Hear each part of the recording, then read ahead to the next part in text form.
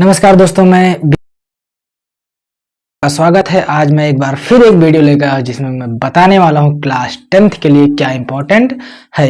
जैसा कि मैं अगले वीडियो में क्लास 10th के कुछ इम्पोर्टेंट क्वेश्चन के बारे में बताया था, वह उसी क्वेश्चन को मैं दोबारा बताऊंगा और उसके आंसर के साथ। आइए हम लोग देखते हैं। हमारा सबसे पहला क्वेश्चन था, रंध्र किसे कहते हैं? पौधे की पत्तियों एवं अन्य वायवीय भागों में छोटे छोटे छिद्र पाए जाते हैं जिसे रंध्र कहते हैं। कहने का मतलब यह है कि पौधे का जो पत्ती होता है उसमें छोटे छोटे छिद्र पाए जाते हैं जिसको हम लोग क्या कहते हैं? रंध्र कहते हैं। और लिखा हुआ है अन्य वायवीय भागों। अन्य वायवीय भागों का मतलब, कहने का मतलब है जैसे पौधा होता है, पौधे की ये पत्तियां हैं, पौधे की पत्तियां में तो पाया जाएगा, उसके साथ इस तने में भी पाया जाता है, लेकिन पत्तियां में अधिक पाया जाता है और इस तने में कम पाया जाता है, इसलिए हम लोग कहते हैं कि पत्तियों में ज्यादा पाया जाता है। अगर हम लोग देखें रंध्र कहाँ पर होता है तो रंध्र कुछ इस प्रकार से होता है। ये है पत्ती, ये है पत्ती, और पत्तियों में छोटा छोटा जो होता है क्या पाया जाता है? रंध्र पाया जाता है। क्या पाया जाता है? रंध्र पाया जाता है। इस रंध्र के द्वारा जो होता है गैसों का आदान प्रदान होता है। जैसे हम लोगों का गैस कैसे जाता है? हमारे मुख के द्वारा अंदर जाता है और उसके बाद मुख द्वारा ही बाहर आता है। लेकिन पौधों में कहा किसके द्वारा होता है?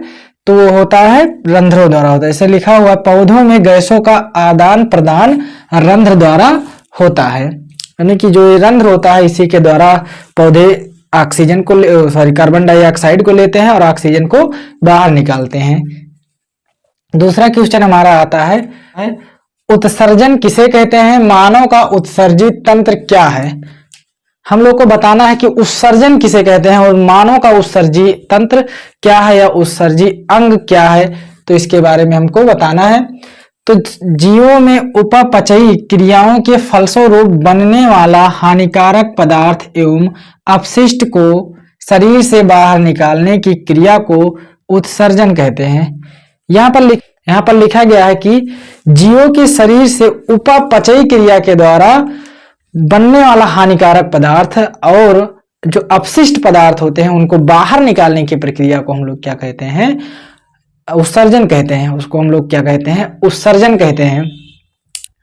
उत्सर्जन को हम लोग बिल्कुल सिंपली से ऐसे समझ लेते हैं, जैसे हम लोग संतरा है एक लेकर आए 1 किलो खरीद करके, तो उसमें से जो चीज हमारे फायदे के लिए होता है उसको हम लोग निकाल लेते हैं, यानी कि उसका जो अंदर का पार्ट होता है उसको निकाल लेते हैं, उसका छिलका क्या करते हैं? फेंक देते हैं। ऐसे ही हम जब भोजन खाते हैं तो भोजन में जो हमारे लिए इंपॉर्टेंट होता है, जरूरी होता है, वो हमारा शरीर अवशोषित कर लेता है। बाकी जो बचा पदार्थ होता है उसको बाहर निकाल देता है शरीर, और बाहर निकालने की प्रक्रिया को हम लोग क्या कहते हैं? उत्सर्जन कहते हैं। और मानव में सबसे मुख्य उत्सर्जी जो अंग होता है वो होता है किडनी। आइए हम लोग देखते हैं आगे। मानव का मुख्य उत्सर्जी अंग वृक्क होता है। कहने का मतलब है कि मनुष्यों में जो सबसे मुख्य उत्सर्जी अंग होता है जिसके द्वारा हानिकारक पदार्थ निकलते हैं वो होता है किडनी होता है। क्या होता है? किडनी होता है। ये किडनी का स्ट्रक्चर बना हुआ है जिसको हम लोग हिंदी में वृक्क कहते हैं। ये किडनी का स्ट्रक्चर बना हुआ है। इस वाले भाग को हम लोग, जो ये खाली खाली स्थान दिख रहा है, इसको हम लोग पेल्विस के नाम से जानते हैं। और जो छोटे छोटे बिंदु दिखाई दे रहे हैं ये बिंदु क्या होते हैं? नेफ्रॉन होते हैं। और ये जो नली आपको दिखाई दे रही है, नली, इसको हम लोग मूत्र वाहिनी कहते हैं। क्या होते हैं? मूत्र वाहिनी कहते हैं। और जो ये आपको बी शेप में दिखाई दे रहा है इसको हम लोग मेडुला कहते हैं। और जो लास्ट वाला ये लाइन है इसको हम लोग बालकुट कहते हैं। ये एक परत नहीं, ये 3 परत का होता है। कैसा होता है? इसके ऊपर भी परत होता है, 3 परत के होते हैं, इसको हम लोग बालकुट कहते हैं। सबसे मेन जो होता है किडनी का पार्ट होता है वो होता है नेफ्रॉन। इस नेफ्रॉन के द्वारा ही हम लोग जो भी खाते पीते हैं उसमें जो भी पदार्थ है, जैसे खून का छन्ना और भी जो क्रियाएं होती हैं जो हम खाते पीते हैं वो किसके द्वारा होता है? वो नेफ्रॉन के द्वारा ही होता है। इसके बारे में भी हमको डिटेल से पढ़ना है कि नेफ्रॉन क्या है, नेफ्रॉन का स्ट्रक्चर कैसे होता है। मैं नेफ्रॉन के स्ट्रक्चर बहुत अच्छे से और बहुत बढ़िया से बताऊंगा, जो कि अगले लेक्चर में बताऊंगा कि नेफ्रॉन क्या है। तो नेफ्रॉन के बारे में हम लोग अगले लेक्चर में पढ़ेंगे। अगला क्वेश्चन हम लोग देखते हैं, पुष्प की संरचना का वर्णन कीजिए। हमको यहाँ पर पुष्प की संरचना के बारे में बताना है, यानी कि पुष्प जो होता है, फूल जो होता है, फूल के पार्ट के बारे में बताना है, इसके बारे में। तो यहाँ पर लिखा हुआ अधिकतर पौधे के पुष्प में 4 भाग पाए जाते हैं, यानी कि ज्यादातर जो पौधे होते हैं उसके फूलों में कितने भाग पाए जाते हैं? 4 भाग पाए जाते हैं। सबसे पहले का नाम है बाह्य दलपुंज। बाह्य दलपुंज जो होता है, हम लोग कभी कभी जब फूल को तोड़ते हैं तो फूल का जो हरा वाला भाग होता है, जैसे फूल का जो सबसे निचला स्तर होता है वो क्या होता है? हरा हरा होता है। उसको हम लोग क्या कहते हैं? बाह्य दलपुंज या कैलिक्स। जैसे अगर हम इस चित्र में दिखाना चाहें तो ये जो हमारा है ये क्या है? कैलिक्स है। कैलिक्स मतलब बाह्य दलपुंज है। क्या है? बाह्य दलपुंज। उसके बाद में आता है दूसरा जो आता है वो आता है दलपुंज, कोरोला जिसको कहते हैं। उसके ऊपर हरे वाले जो फूल होता है उसके जस्ट ऊपर हम लोग देखेंगे, अगर हम लोग गुड़हल का फूल लेते हैं तो सबसे पहले हमको कौन सा मिलेगा? पत्ता हरा हरा दिखेगा। फिर उसके बाद में हमको कैसा दिखेगा? लाल लाल दिखेगा। जो लाल पौधा होता, जो लाल फूल का पत्ता होता है, जो लाल फूल का पत्ता होता है उसको हम लोग दलपुंज या फिर कोरोला के नाम से जानते हैं। इंग्लिश में उसको कोरोला कहते हैं, हिंदी में दलपुंज कहते हैं। जैसे कि ये मान लेते हैं कि जो सबसे नीचे वाला हरा हरा भाग होता है, ये जो होता है हरा हरा भाग होता है, चारों तरफ से फूल के चारों तरफ लगा होता है, इस प्रकार से कुछ लगा होता है। अगर हम लोग जब काट के देखते हैं तो इस प्रकार होता है, इसके बाद में फूल निकला होता है। तो ये जो हरा हरा भाग होता है नीचे का, सबसे नीचे का जो हरा हरा भाग होता है उसको हम लोग क्या कहते हैं? कैलिक्स कहते हैं। उसके बाद जो लाल लाल भाग होता है, लाल लाल पार्ट जो होता है उसको हम लोग क्या कहते हैं? कोरोला कहते हैं। कोरोला या फिर हम लोग हिंदी में दलपुंज के नाम से जानते हैं। फिर उसके बाद में तीसरा जो भाग आता है वो आता है पुमंग। इसको इंग्लिश में हम लोग कहते हैं एंड्रोसियम। पुमंग क्या है इसके बारे में अच्छे से पढ़ना हमको, क्योंकि ये पुमंग जो है बड़ा ही इंपॉर्टेंट पार्ट है, लेकिन आप इस क्लास 10th में ज्यादा नहीं पढ़ाया जाता है। पुमंग के बारे में यहाँ पर थोड़ा सा पढ़ाया जाता है। ये जो भाग होता है आपको ये दिखाई दे रहा होगा, ये भाग, इसको हम लोग पूरे भाग को क्या कहते हैं? पुमंग कहते हैं। ये क्या होता है? फूल का नर भाग होगा। क्या होता है? नर होता है, मेल होता है। जो फूल होता है, फूल में 2 भाग पाए जाते हैं, एक नर भाग और एक मादा भाग। तो ये जो होता है इसको हम लोग क्या कहते हैं? नर भाग कहते हैं। देखो इधर भी दिखाई दे रहा है और इसके बगल में एक छोटा सा भी दिखाई दे रहा है। ये क्या होता है? इसको हम लोग पुमंग कहते हैं, एंड्रोसियम कहते हैं। इस एंड्रोसियम के भी 3 पार्ट पाए जाते हैं। कितने पार्ट पाए जाते हैं? 3 पार्ट। जो सबसे ये लंबा सा भाग दिखाई दे रहा है इसको हम लोग फिलामेंट कहते हैं। क्या कहते हैं? फिलामेंट कहते हैं। फिर उसके बाद में जो सबसे ऊपर ये दिखाई दे रहा है, गोल गोल दिखाई दे रहा है, ये वाला पार्ट, इसको हम लोग क्या कहते हैं? पराग कोश कहते हैं, एंथर के नाम से जानते हैं। क्या कहते हैं? एंथर। और इसको हम लोग क्या कहते हैं? जो लंबा भाग है फिलामेंट या हिंदी में पुतंतु के नाम से जानते हैं। फिर उसके बाद में ये जहां से ये फिलामेंट और ये जुड़ता है, ये वाला पार्ट है यहां पर जुड़ता है, इसको हम लोग कनेक्टिव के नाम से जानते हैं। क्या है? योजी या फिर कनेक्टिव के नाम से जानते हैं। ये क्या हुआ? ये हम लोग कहेंगे मेल भाग है। क्या है? मेल है, नर भाग है। क्या है? नर भाग है। इसके बाद हमारा लास्ट आता है जिसको हम लोग जायांग के नाम से जानते हैं। ये होता है फीमेल भाग। क्या होता है? फीमेल, यानी कि मादा भाग होता है। ये पुष्प में कैसा पाया जाता है? मादा भाग होता है, जिसको इंग्लिश में हम लोग गायनोसियम के नाम से जानते हैं। क्या जानते हैं? गायनोसियम के नाम से जानते हैं। ये जो हमको पार्ट दिखाई दे रहा है, 1 मिनट, अब जो ये हमको पार्ट दिखाई दे रहा है, ये वाला बीच वाला भाग दिखाई दे रहा है, ये सिर्फ ये बीच वाला भाग यहां से लेकर के यहां तक, इसको हम लोग क्या कहते हैं? गायनोसियम कहते हैं। क्या कहते हैं? गायनोसियम कहते हैं। और इसके भी 3 भाग पाए जाते हैं। इस गायनोसियम के भी कितने भाग पाए जाते हैं? 3 भाग पाए जाते हैं। ये जो हमको यहां से अगर हम लोग ध्यान से देखें तो यहां से हमको एक लंबी सी संरचना दिखाई देती है। इस लंबी सी संरचना को हम लोग स्टाइल के नाम से जानते हैं। क्या जानते हैं? वर्तिका के नाम से। हिंदी में वर्तिका और इंग्लिश में स्टाइल कहते हैं। क्या कहते हैं?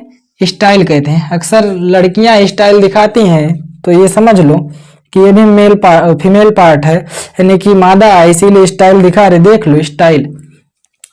फिर उसके बाद में ये जो होता है ऊपर वाला भाग, ये आपको दिखाई दे रहा होगा, ये भाग, इसको हम लोग कहते हैं वर्तिकाग्र। क्या कहते हैं? वर्तिकाग्र कहते हैं। ये जो होता है फीमेल का ऊपर वाला पार्ट होता है जिसका नाम होता है वर्तिकाग्र। और फिर उसके बाद में ये अगर यहाँ से हम लेकर जाएं तो ये वर्तिकाग्र है। क्या है? वर्तिकाग्र। ये वाला जो भाग है ये क्या है? वर्तिकाग्र। इसके ऊपर बिंदी दिखाई दे रहा होगा, इसके बारे में भी बताते हैं बिंदी क्या है। और लास्ट में हमको ये उभरा हुआ भाग दिखाई दे रहा है, ऐसे गोल भाग दिखाई दे रहा है, इसको हम लोग कहते हैं अंडाशय। क्या कहते हैं? अंडाशय कहते हैं। यहाँ पर क्या होता है? पुष्प का अंडा होता है, फूलों का अंडा जो होता है इसमें पाया जाता है। इसको हम लोग इंग्लिश में ओवरी के नाम से जानते हैं। क्या कहते हैं? ओवरी कहते हैं। क्या कहते हैं? ओवरी कहते हैं। ओवरी कहते हैं। ये होता है फूलों की संरचना, यानी कि पुष्प की संरचना। इन सभी के बारे में हमको जानना था कि पुष्प की संरचना में क्या है। तो पुष्प की संरचना के कितने भाग होते हैं? 4 भाग होते हैं। पहले को हम लोग क्या कहते हैं? पहले को हम लोग कैलिक्स के नाम से जानते हैं, या फिर इसी को बाह्य दलपुंज कहते हैं। दूसरा जो हमारा होता है वो होता है कोरोला, या उसी को हम लोग वर्तिका के नाम से जानते हैं। पहला जो होता है कैलिक्स यानी कि बाह्य दलपुंज, दूसरा जो होता है लाल लाल पार्ट होता है, अगर हम लोग देखें तो क्या होता है? कोरोला होता है। और जो सबसे मेन पार्ट होता है जिसको हम लोग कहते हैं एंड्रोसियम कहते हैं, यानी कि पुमंग कहते हैं। क्या कहते हैं? पुमंग। पुमंग जो होता है ये मेल पार्ट होता है, यानी कि पुरुष होता है, यानी कि कहने का मतलब है नर होता है। और जो लास्ट एक पार्ट होता है जो सबसे ये भी बहुत ही इंपॉर्टेंट होता है, जिसका नाम है जायांग। ये जो बीच वाला भाग है इसको हम लोग क्या कहते हैं? जायांग कहते हैं। क्या कहते हैं? जायांग कहते हैं। लेकिन जब हम लोग गुड़हल के फूल में देखते हैं तो ये हमको कुछ दूसरी तरह दिखाई देता है, ऐसे दिखाई देता है जैसे फूल ये निकला होता है, फूल के बीच में ऐसे लंबी सी दिखाई देती है, और फिर उसके ऊपर ऐसे ऐसे दिखाई देता है, ऐसे ऐसे ये होता है, ऐसे पीला पीला। और इसके ऊपर ये 5 होता है। कितना होता है? 5। कभी देखना जाके इस पर कितना होता है? 5 होता है। ये जो पांचों होता है ये फीमेल पार्ट होता है। कैसा होता है? फीमेल होता है। ये जो ऊपर का वर्तिकाग्र आपको दिखाई दे रहा है ये 5 हैं, ये 5। और जो ये छोटे छोटे पीले पीले होते हैं हम लोग देखते हैं जब गुड़हल के फूल में, तो ये पीला पीला दिखाई देता है। ये जो पीला पीला भाग दिखाई देता है इसको हम लोग क्या कहते हैं? इसको हम लोग कहते हैं ये एंथर। क्या कहते हैं? एंथर कहते हैं, सॉरी एंड्रोसियम कहते हैं। इसको हम लोग क्या कहते हैं? एंड्रोसियम कहते हैं। ये आपको स्क्रीन पर दिखाई भी दे रहा होगा। ये जो गुड़हल का फूल है जो नीचे हरा हरा दिखाई दे रहा, हरा हरा, वो क्या है? वो है कैलिक्स। और जो उसके ऊपर रेड रेड दिखाई दे रहा है वो है कोरोला। और उसके ऊपर जो ये इस तरह से दिखाई दे रहा होगा, जैसे कि ये दिखाई दे रहा है पीला पीला, वो वहां पर दिखाई दे रहा होगा, वो क्या है? हमारा एंड्रोसियम है, यानी कि पुतंतु है, सॉरी एंड्रोसियम यानी कि पुमंग है। और जो ऊपर 5 दिखाई दे रहे होंगे ये क्या है? गाइनोसियम के पार्ट है। क्या है? गाइनोसियम के पार्ट। इसके बाद में हमारा लास्ट में आता है अलैंगिक जनन तथा लैंगिक जनन किसे कहते हैं। तो हम लोग सबसे पहले देखेंगे कि लैंगिक जनन क्या है। क्या है? लैंगिक जनन। ये बड़ा ही इंपॉर्टेंट है, इसमें से सबसे ज्यादा इंपॉर्टेंट यही दोनों है, लैंगिक जनन और अलैंगिक जनन क्या है। और उसके बाद में ये पुष्प की संरचना।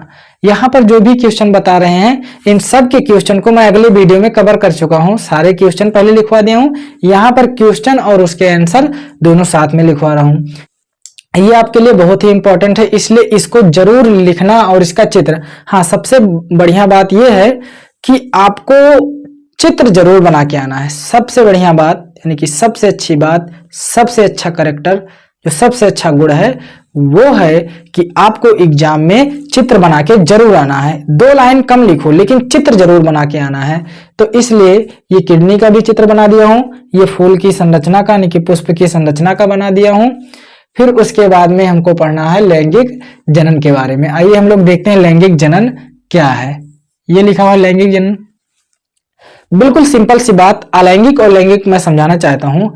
लैंगिक जनन जो होता है इसमें 2 लोगों की जरूरत होती है, एक होता है नर और एक होता है मादा। जिस जनन की प्रक्रिया में 2-2 जनक की आवश्यकता होती है, 2-2 जनक की आवश्यकता होती है, उसको हम लोग लैंगिक जनन कहते हैं। और जिसमें सिर्फ एक ही जनक से बच्चे हो जा रहे हैं यानी कि प्रजनन हो जा रहा है, उसको हम लोग क्या कहते हैं? अलैंगिक जनन कहते हैं। जैसे कि यहाँ लिखा हुआ है जनन की वह प्रक्रिया जिसमें 2 जनक नर व मादा, 2 जनक नर व मादा की आवश्यकता होती है, लैंगिक जनन कहलाता है। यानी कि जनन की वह प्रक्रिया जिसमें क्या होता है? दो दो जनक की आवश्यकता होती है उसको हम लोग लैंगिक जनन कहते हैं। और जिस जनन की प्रक्रिया में सिर्फ एक ही जनक की आवश्यकता होती है उसको हम लोग क्या कहते हैं, अलैंगिक जनन कहते हैं। अलैंगिक जनन जो होता है ये कई प्रकार से होता है, जैसे खंडी भ्रूण, पुनरुद्ध भ्रूण और फिर द्विखंडन, विखंडन, ये सब होता है।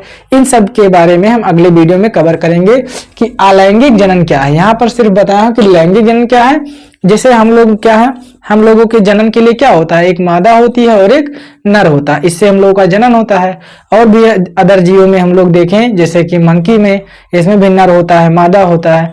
अगर इस पुष्प की ही बात किया जाए तो इसमें भी तो एक ये दिख रहा है हमको, ये मादा पार्ट है, ये जो हम बीच में है क्या है, मादा पार्ट है, जिसको हम लोग क्या कहते हैं, जायांग के नाम से जानते हैं। दूसरा ये वाला जो लंबा सा पार्ट दिखाई दे रहा है ये क्या है, नर भाग है, जिसको हम लोग क्या कहते हैं, पुमंग यानी कि एंड्रोसियम के नाम से जानते हैं। तो इसको हम लोग क्या कहेंगे, इसको भी हम लोग क्या कहेंगे, लैंगिक जनन कहेंगे। क्या कहेंगे, लैंगिक जनन। अब बहुत सारे जीव हैं जिसमें ये फूल होता ही नहीं है, उसमें कैसा होता होगा, उसमें अलैंगिक जनन होता होगा।